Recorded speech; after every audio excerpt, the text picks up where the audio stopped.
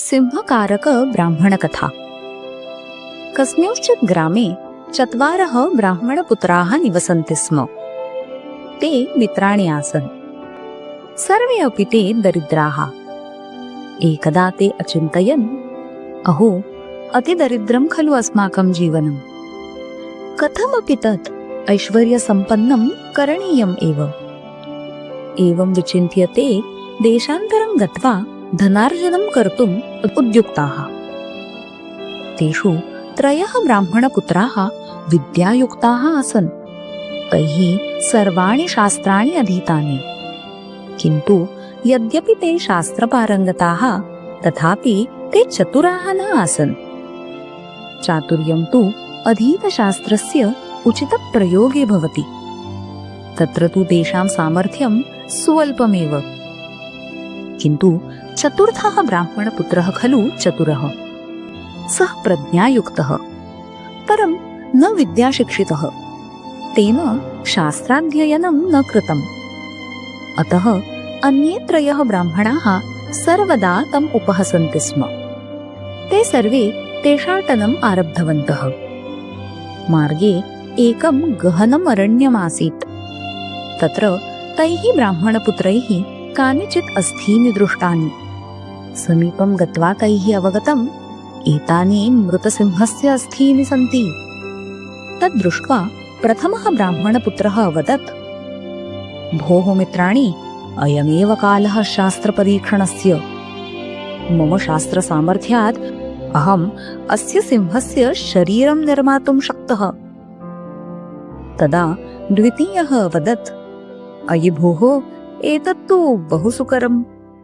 अहं तावत् अस्य शरीरं रक्तमांसेन पूरयितुं शक्नोमि। तृतीयः ब्राह्मणपुत्रः अभणत्, मित्राणि, मम विद्या तु सर्वश्रेष्ठा अस्ति। अहमपि शरीरं मांसं च निर्मातुं शक्नोमि। परं न केवलं तत्, अहं तु सिंहं जीवयितुमपि शक्नोमि।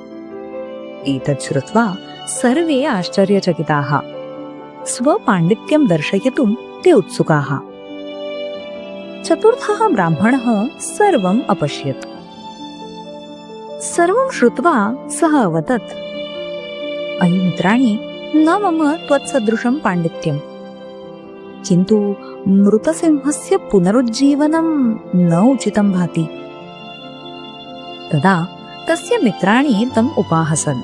अवदन् च, मित्र, सम्यक् वदसि। न त्वयि अस्मत्सदृशं विद्यासामर्थ्यम्। किन्तु वयं विद्यावन्तः योग्यायोग्यम् अवगच्छामः। अतः त्वं तूष्णीं तिष्ठ। एवमुक्त्वा ते स्वविद्यां प्रदर्शयितुम् आरब्धवन्तः। चतुर्थः ब्राह्मणः मनसि अचिन्तयत्, न मयि ईदृशं विद्यासामर्थ्यम्। किन्तु मम प्राणाः मम प्रियाः।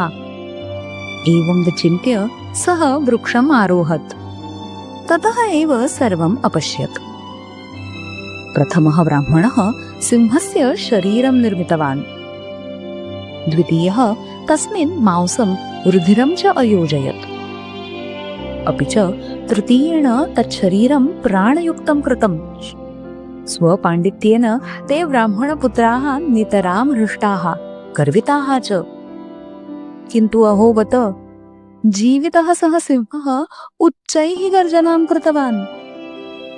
अपि च तान् ब्राह्मणपुत्रान् प्रहत्य अभक्षयत्। यदा सिंहः ततः निरगच्छत्, तदा चतुरः सः चतुर्थः ब्राह्मणपुत्रः वृक्षात् अवतीर्य गृहं गतः। अतः एव उच्यते, केवलं शास्त्रज्ञानं न पर्याप्तं, बुद्धिः अपि आवश्यकी।